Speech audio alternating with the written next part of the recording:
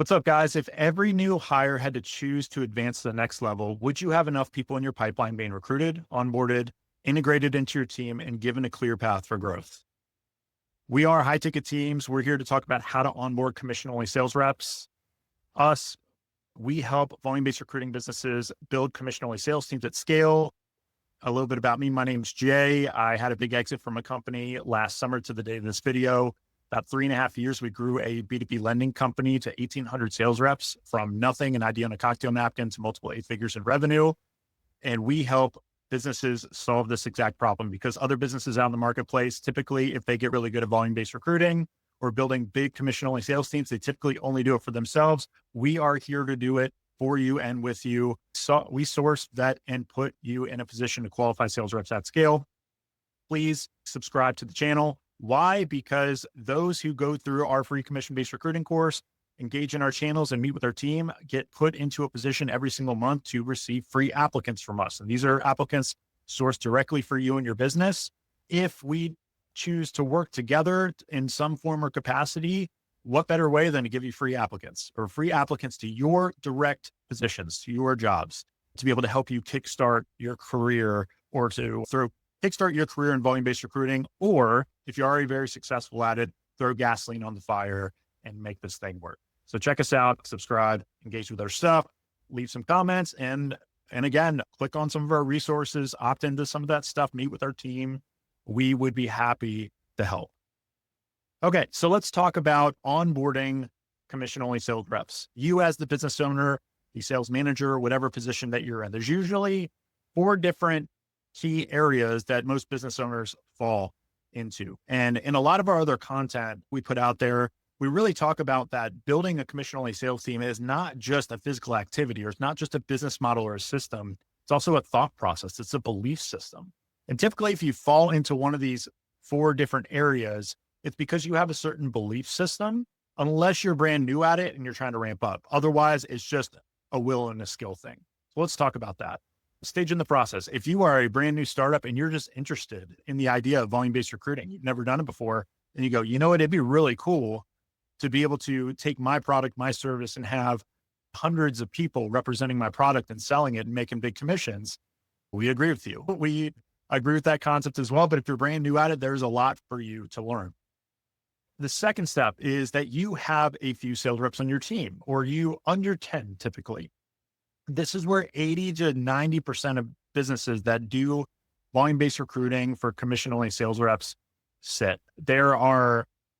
You usually have a couple different belief systems. You might be sitting there going, you know what? I got a few guys. I got 1 or 2 or 3 people. They've been with me for a year or 6 months or 8 months, and they're producing pretty well. And I don't know if I want a really big team because I got my sales reps based off referrals and they're bringing business in, and I'm just happy with that. That's one thought process. The other thought process within that category is, yeah, I might have 1 or 2 sales reps and I was successful one time, but I haven't been successful since. And you're not saying that out loud, you're thinking it. So what you say out loud is, yeah, I tried that before. It doesn't work. Can't tell you how many meetings, how many sales meetings internally for our company, or consultations, or free masterminds or webinars. People just don't want to work out there. And I just get a bunch of unqualified people to represent and yada, yada. I get it, right? That is true, but it is also not true. It's a belief system. It's the way you think. It's something that we're probably going to reference a lot in a lot of our content. Our goal is to help you break certain belief systems so that you can actually become successful. And if it's not a belief system thing, it's usually a systems thing, right? Or it's usually an ignorance thing. There's something you don't know about. So majority of people fall in that a few sales reps category under 10. The 10 plus is where some of the best business owners are. When we jump on with those business owners and they've got 10 or more sales reps representing their product, whether it's a door or sales company, insurance company, a car lot manager, you name it, they have a degree of confidence to them when you end up meeting with them. They're going, you know what? I've got big dreams. I've got my head in the clouds, but feet on the ground. We're going to crush it. We've got 10 sales reps, but we want to scale even bigger. And I don't know exactly how to do that. Or we're facing a higher level of attrition than we want to, or there's a whole bunch of different belief systems there to be able to get to the next level with the 10 plus community. But usually there is an abundance mindset or a growth mindset with the 10 plus. And sometimes you find in that fewer than 10 number, you see some fixed mindsets, or even worst case, some victim mindsets. And then there are those bigger companies that are large scale operations where they have 50, 100, 200, 500, thousands of reps out in the field. Typically, got a lot in big insurance companies. There's a lot of different businesses out there that fall into that large scale operation system. And usually they leverage a lot of vendors to be able to help them source leads, develop systems, and bring reps in to represent their product or service. And we're also a perfect fit for them because, again, it comes back to that concept of you got the fire cooking, but you're trying to make it bigger, faster, stronger, more efficiently. And that's throwing gasoline on the fire. Okay. So those are the 4 different categories, or maybe they had more at one time in their history, but they've fallen under that due to some other circumstance, that 10 plus community or that large scale operations.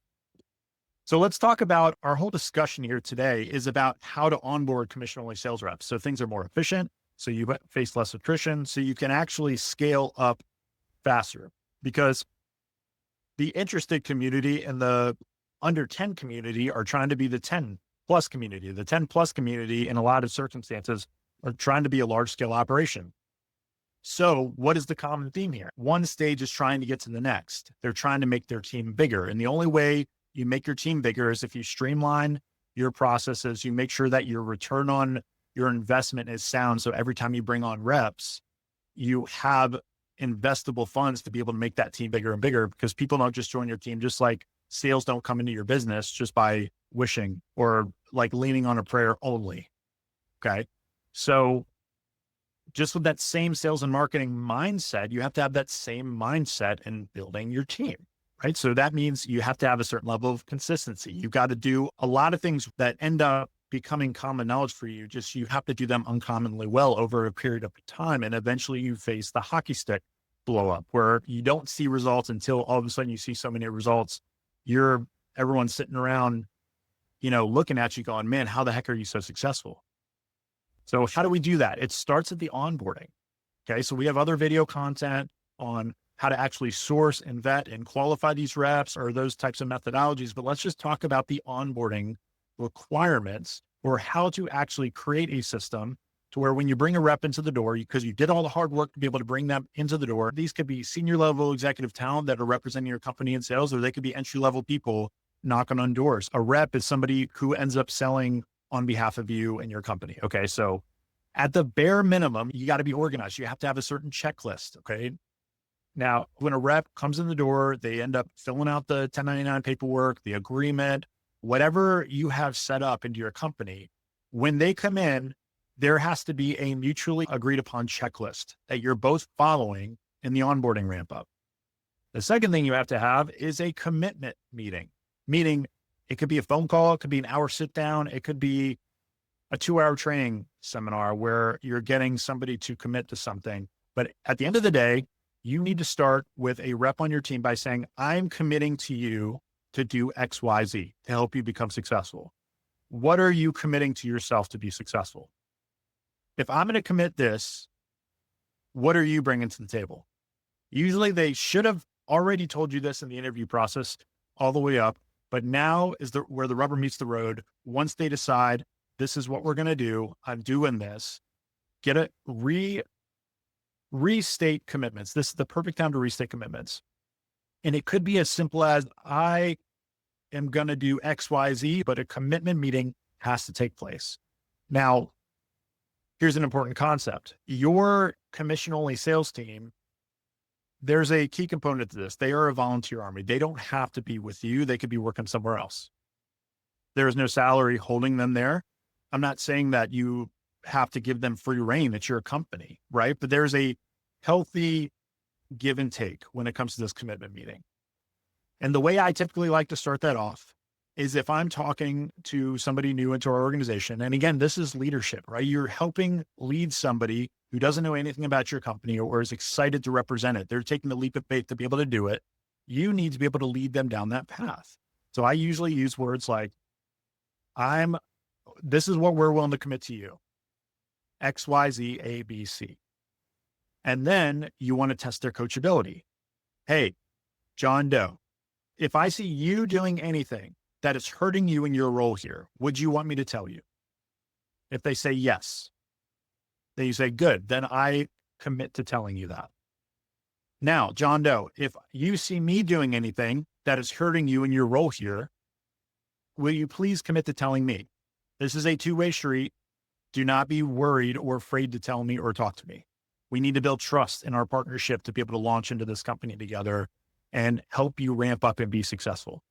I'm just giving a couple of helpful tips. Sometimes word tracks help people start a conversation off right, but that commitment meeting is so important. You got to establish those boundaries and those ground rules working together, that this is the play, this is what we're going to do, because everyone needs to be held accountable for moving forward, because you're investing your time, your money, your energy into helping provide a community, a team, and infrastructure to be able to help this person make a great income into their career.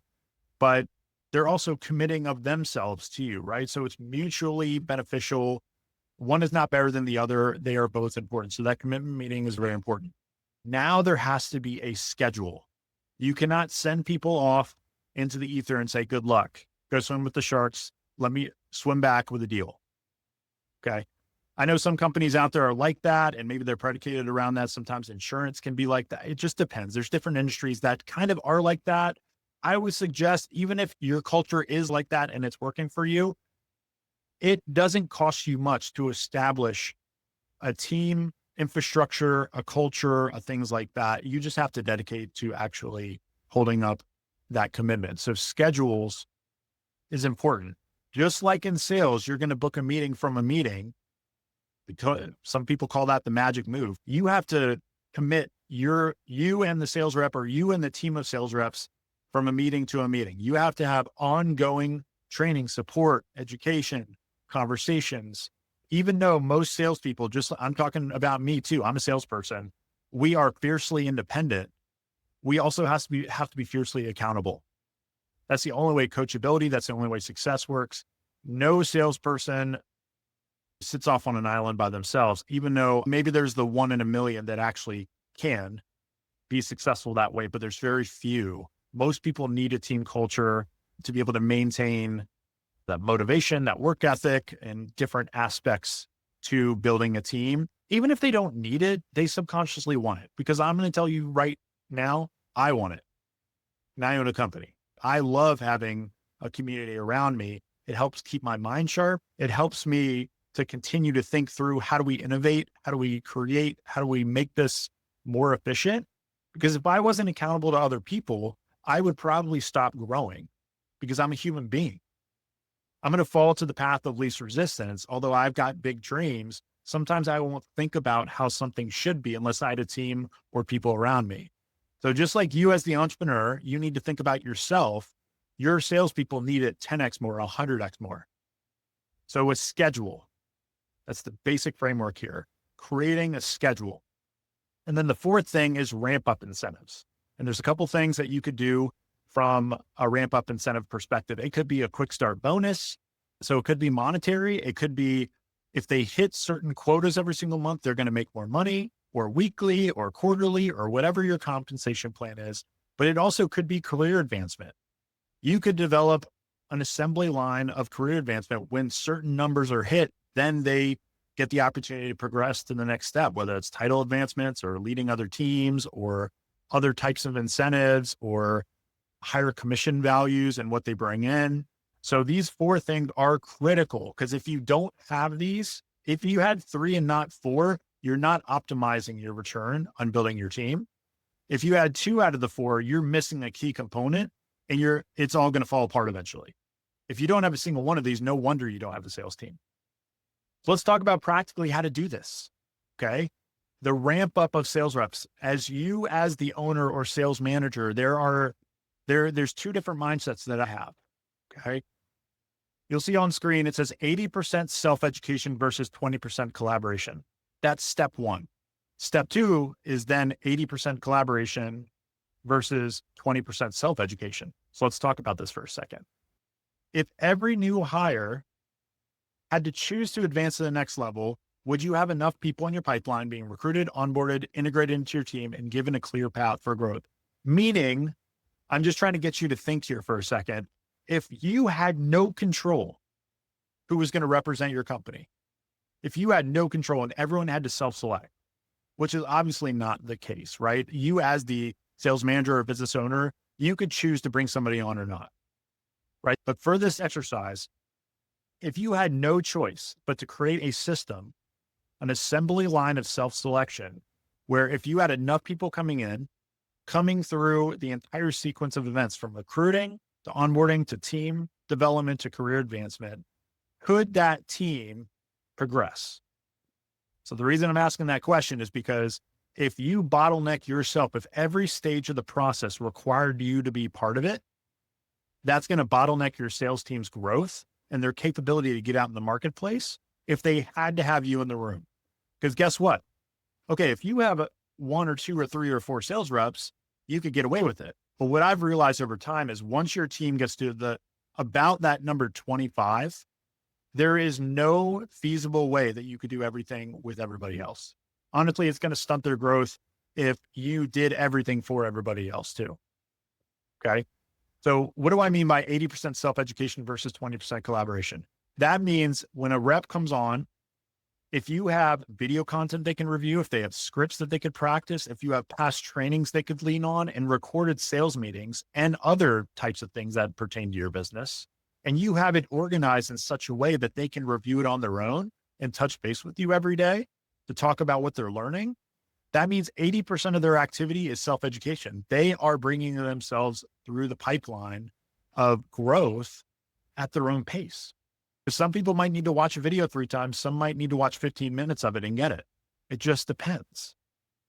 But if you don't have that there, then that means you got to be on in-person training sessions all day long, or Zoom meetings, or video webinars, or now all as the owner or sales manager, your time is fully vested and committed every single day, saying the same things over and over all day long to new reps. And that is not only draining, and even if it's not draining to you, it's taking you away from key things within the business that you need to be applying yourself to so you can grow. Called scale, right? You need to provide systems so that you could scale.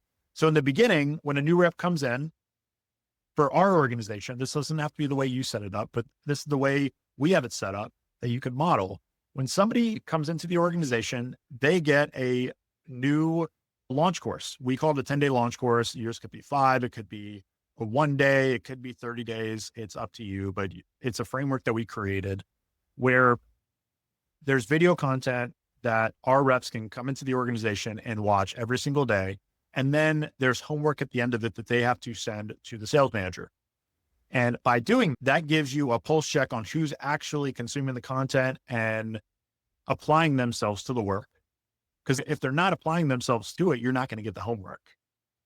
Okay. And listen, we're not just putting homework out there to make sure that people are coming through your process. This is training that's supposed to serve them so they can get out there and source leads, close deals, and make money. So there is a strict purpose around this for both the rep and you as a business owner, because you need to know where to spend your 20% to collaborate with them, meet with them, check in with them, and help them. Because if I had rep A say, yeah, I can't wait to get started and sky's the limit, I'm going to be your biggest rep ever and I'm going to make all this money. And then a day goes by and none of the videos were watched. If they didn't submit the homework to you, if they didn't meet with you, but then rep B says, you know what, I'm a little apprehensive. I'm excited. I just need to learn. Like, I've got the utmost gratitude and appreciation for this role. Thank you so much for giving me this chance. Like, I really hope I make it. And then all of a sudden you wake up and you're like, you look in your system or whatever you use an hour or two later, and they've consumed all the content. They send you the homework. They've gone above and beyond. They started making calls. Who would you rather have on your team? Lip service or action? Action. So you need to know where to collaborate, where to spend your time, because you need to invest into people for them to win. It's not just video content. It's not just AI. You need to spend your time with the right people. So collaboration is key. Okay. But collaborating with the right people is key. So that's step one, 80% self-education versus 20% collaboration. Step two is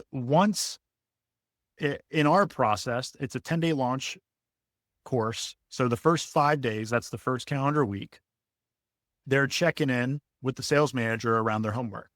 And once they've completed that and showed a certain level of competency around the product or service that you sell, they've role played a little bit, they've shown their gratitude through their action, you bring them into your team meeting.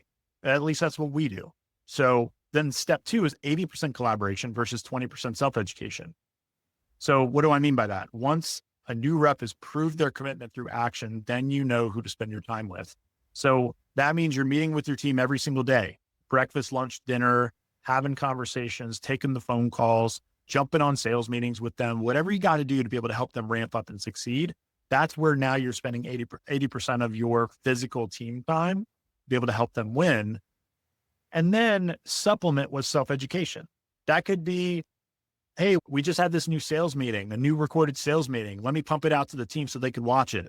Or, oh, we've got this new concept or this new video or this new training that we did. Let's send it out. So now they're not spending all their days conducting self-education training. They're using some of the new video content that you're creating along the way just to continue to stay motivated, continue to stay pointed with their true north, and leveraging that content to increase their skill set with prospects. Because at the end of the day, in sales, no matter where you are, the learning is in the doing. You got to get out there and fail forward, have a lot of sales meetings to develop your word track, not just sit back and pontificate and theorize and practice with the sales manager. You need to actively be out there, and you need to have what I like to call the steering wheel moments of the sales meeting where the guy or girl just ate your lunch because you didn't know exactly what you were talking about. Or you didn't know how to overcome your objection. You're punching your steering wheel because you're so mad.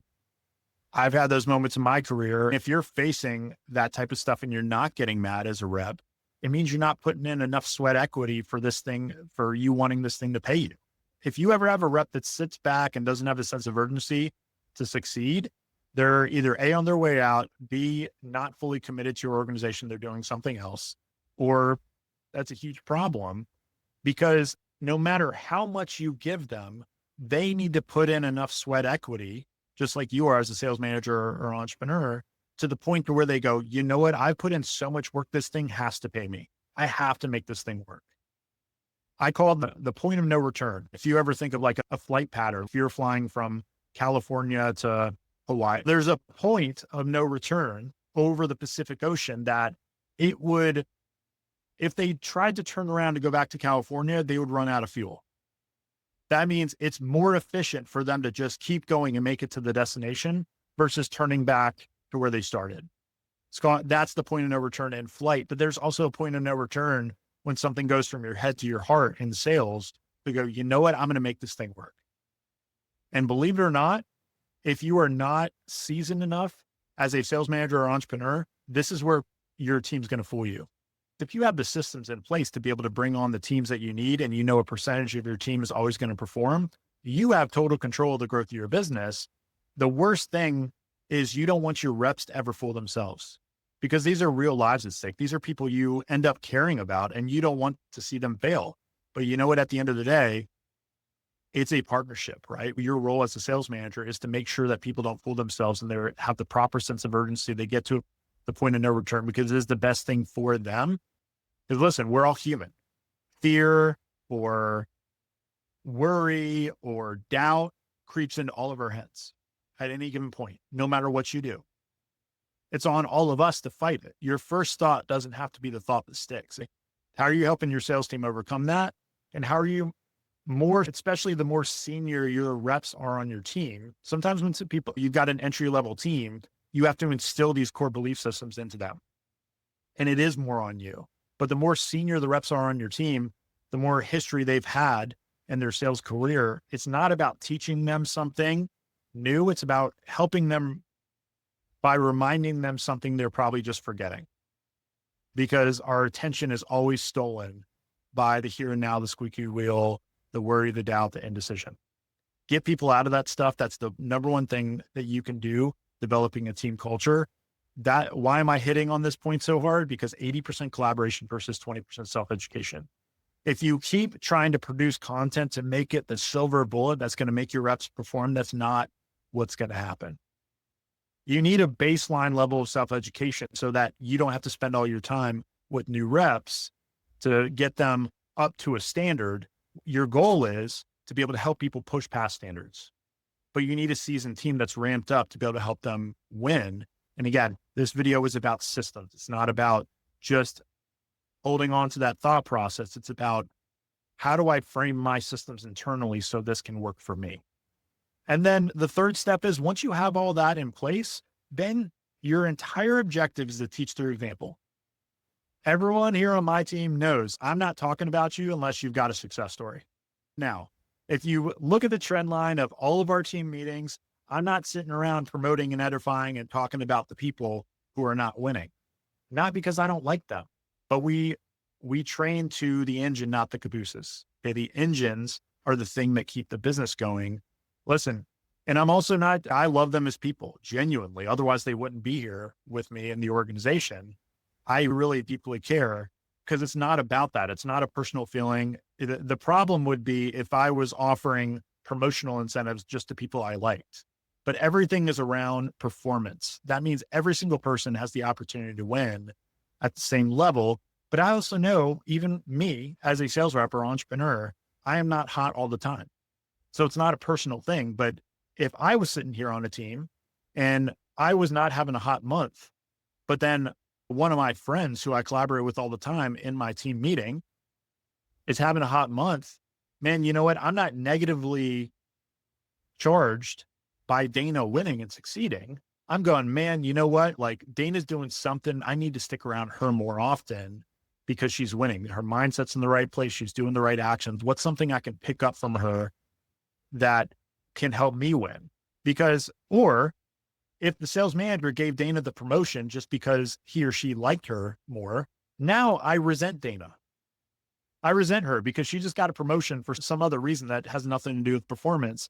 And now when Dana's being promoted as the winner on the sales team, even though she is getting the wins, I don't like her. You just negatively impacted your entire culture. It's kind of like being the coach's kid in sports. Anyone out there that's watching this that has kids, I was the coach's kid. My dad always came to me and said, Jay, you have to be the best or you're not going to play. You have to. Otherwise, everyone's going to hate you. Guess what? Typically, with really good coaches that have kids, their kids end up being the best on the team because they get the benefit of being around that 24/7. But the coaches who are not good coaches and are just trying to give their kid a shot, everyone ends up hating their kid. I'm not saying your sales team are your kids, but just like there's a family dynamic, your team culture is a dynamic. And those principles stay true no matter what the team looks like or not.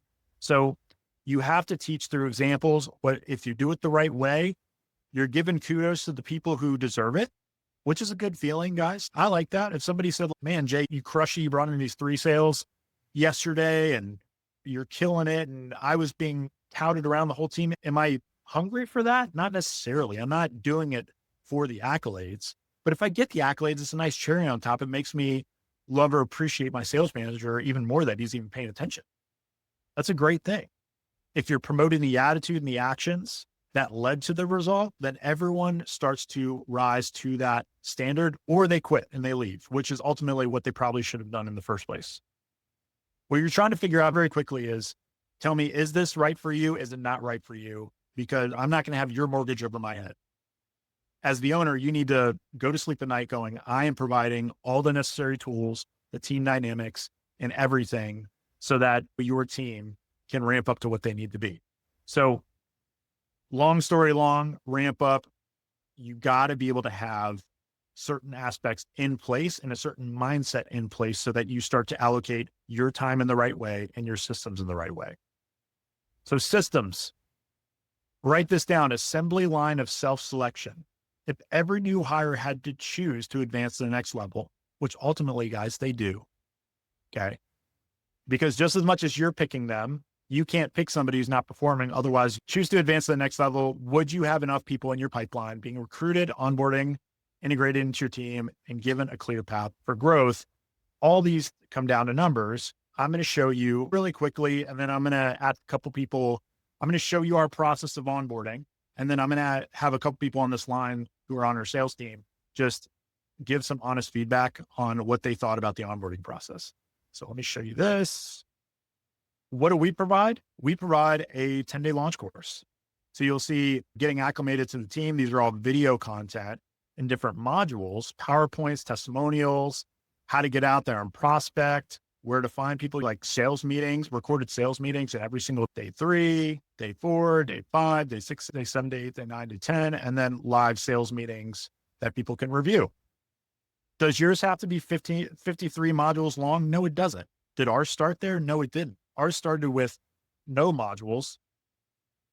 When I started to bring on the initial sales team, we didn't have any modules, or we had a few modules. And then I would get 4 or 5 or 6 people together and I'd cut the video content. And then I put it into the module. We built it over the course of 2 weeks. Let me show you this. We also have a community module where we post content or updates or different things that we're offering our sales team. There's a bunch of stuff here, different thought process videos. So this is just a system, a community tool that we use to be able to promote out new things to our organization. So now as a rep coming into our organization, I have a community to be a part of. I've got other people I can collaborate with, and I have a training module to where when I come on day 1, the first 5 days, I'm going through the video content and meeting with the sales manager for at least 15 to 30 minutes to make sure that I'm understanding the content. I'm getting my value proposition ready to make calls. I've just developed a game plan to be able to start my prospecting on day 1. And listen, if you're a door-to-door sales company, maybe that's going out with the sales manager, right? If you are a remote sales team, this is even more critical importance. We also get our sales team access to this stuff the moment they come on board. So if they came on board on a Thursday afternoon, but their start date was on Monday, they've got Thursday, Friday, Saturday, Sunday to be able to review this stuff. They're chomping at the bit, just like I would, to dig into this stuff. This is where you want to spend most of your time instead of sitting around waiting and hoping, because you also don't want to create a buyer's remorse situation where somebody goes, I'm super excited to do this. And then now they're thinking Thursday, Friday, Saturday, Sunday, I wonder how this is going to work. I don't know. Do I still want to do this? Like back and forth. Provide this stuff. It's going to help them buy into you. It's going to help them buy into the company. It's going to help them buy into the opportunity as a whole. And it's also going to train them so then they're out there saying the same things you are in sales presentations and prospecting situations.